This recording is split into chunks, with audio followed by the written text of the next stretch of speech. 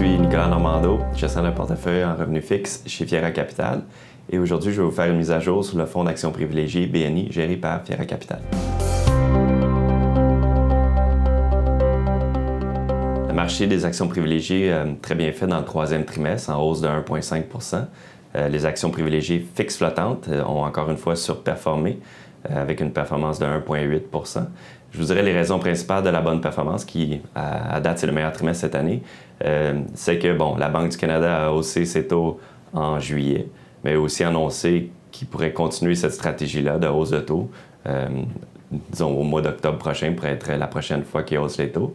Ça fait en sorte que les taux 5 ans ont augmenté d'à peu près 25 points de base, ce qui est très positif pour la classe d'actifs des actions privilégiées fixes flottantes, surtout pour celles qui transigent à escompte. Et je vous dirais aussi que le taux de crédit était très favorable aussi dans le trimestre. Les obligations comparatives ont bien performé au Canada, mais même chose aux États-Unis. Je vous dirais même encore mieux aux États-Unis pour le trimestre.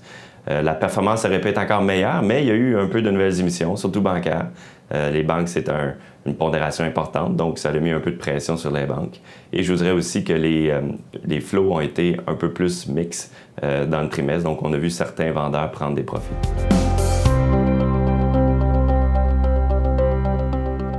On continue de privilégier les actions privilégiées fixes flottantes ou à taux variable dans le portefeuille.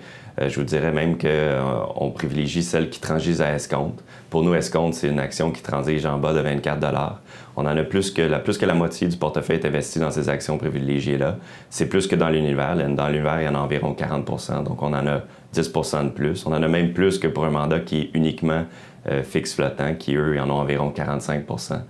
C'est pas nécessairement un cas qu'on espère que les taux vont continuer de monter. Je vous dirais que même si les taux restent égaux pendant la prochaine année ou qui baissent même un petit peu, on a une certaine protection.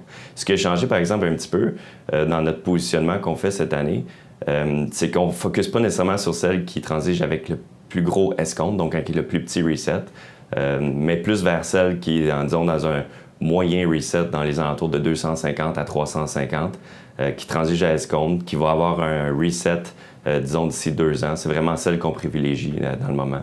En termes de secteur ou de compagnie, je vous dirais que Enbridge est encore notre compagnie favorite, qui est la plus attrayante, je dirais, dans le moment.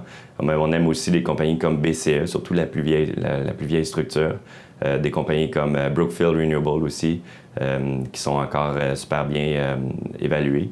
Et je vous dirais aussi que côté bancaire, celle qu'on aime, c'est pas les nouvelles émissions, mais celles qui transigent encore avec, disons, 1 $ d'escompte et qui vont resetter, disons, d'ici les 2 prochaines années. C'est vraiment là qu'on trouve celles qui sont les plus intéressantes dans le moment.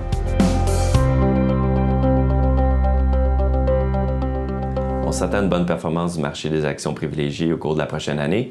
Je vous dirais encore une performance qui pourrait se situer entre 5 et 7 % en rendement total.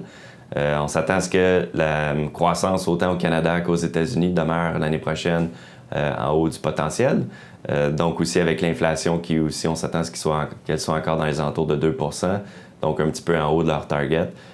Pourrait faire en sorte que les banques centrales vont continuer de monter leurs taux graduellement au cours des prochains trimestres. C'est favorable pour les actions privilégiées, surtout celles qui sont fixes flottantes, qui transigent à escompte, parce qu'on s'attend que ça fasse un peu comme un plancher sur le taux 5 ans. C'est sûr qu'il y a encore du risque. La guerre commerciale entre la Chine et les États-Unis qui semble un peu s'envenimer encore. Les marchés émergents qui sous-performent quand le dollar américain est fort, donc ça pourrait continuer encore au cours des prochains mois. L'Italie non plus, c'est pas terminé. Donc, il va y avoir de la volatilité, mais on pense quand même que les marchés, les fondamentaux, autant au Canada qu'aux États-Unis, vont demeurer forts l'année prochaine. Donc, le taux de crédit va être fort, qui fait en sorte que les actions privilégiées devraient en bénéficier.